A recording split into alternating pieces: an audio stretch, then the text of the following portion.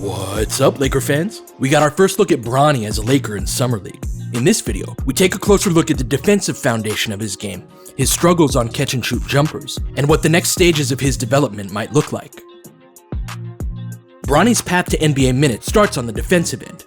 He has a nice combination of strength and athleticism at the one, which he uses to pressure ball handlers. JJ Redick spoke about how this will be the heart of Bronny's game at the NBA level. I thought the last game of the Cali Classic defensively, he was terrific.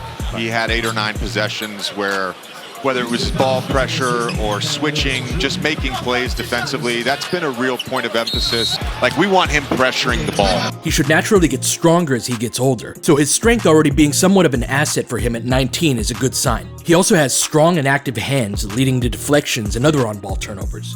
He does have some things to work on as an on-ball defender, though. He got hit squarely on several ball screens. Part of that is the big communicating, but it's also his job to have his head on a swivel and peek over.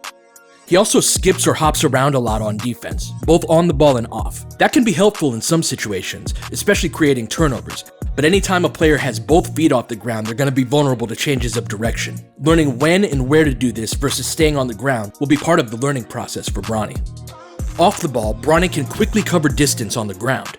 That shows up in jumping passing lanes and on closeouts.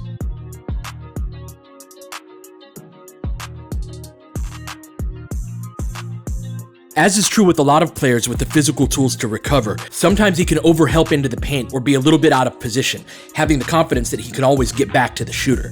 But the margins at the NBA level are a lot smaller, and learning how much room for error you have is a part of every rookie's development.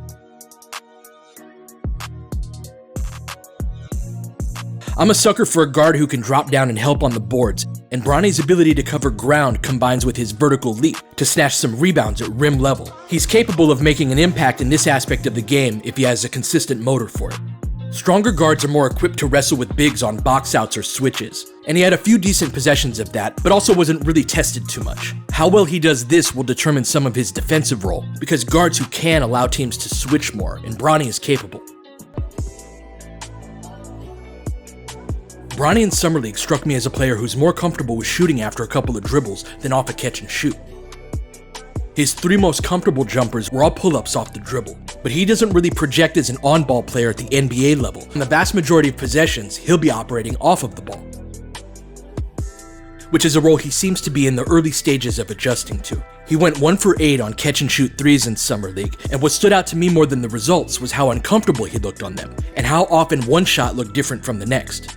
That's in sharp contrast with how comfortable he looked on those pull-ups, which suggests to me that he has a lot more reps on the ball than off of it in his life, which makes sense. The discomfort also led to him passing up some open shots, which leads to turnovers because it's the wrong decision.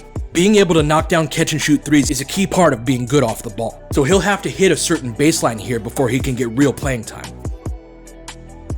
But he was able to put some pressure on the rim, and does a good job of attacking the gaps in the defense. Here you see him use a push-ahead dribble to split the defenders before hitting the athletic scoop layup. He complements that speed with a hard deceleration at the free throw line if the defender is playing him too much on the drive. He doesn't seem to be super comfortable directly rising up into a jumper on this, but that's the next step. One of the ways you get a player going downhill without the ball is to start them in the corner, and then give them the ball on the handoff. That's why the left corner is a good spot for him to master first, because getting to his dominant hand leads him right to the rim. He has a bit of an unusual, high-arcing floater that he only connected on once, but I'm skeptical that it's a high percentage shot.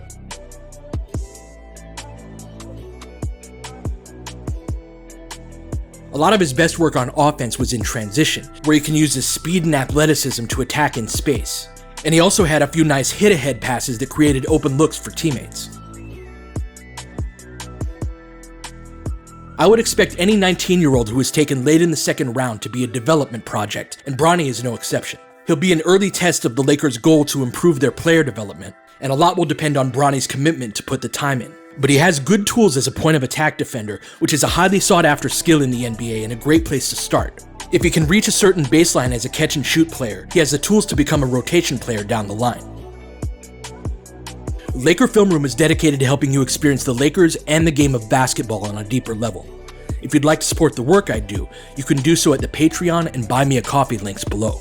And please join me on Playback, where I'll be calling Laker games this season, starting with rewatching some classic Laker games over the summer as well. Alright, that'll do it for this one. I'll catch you guys next time.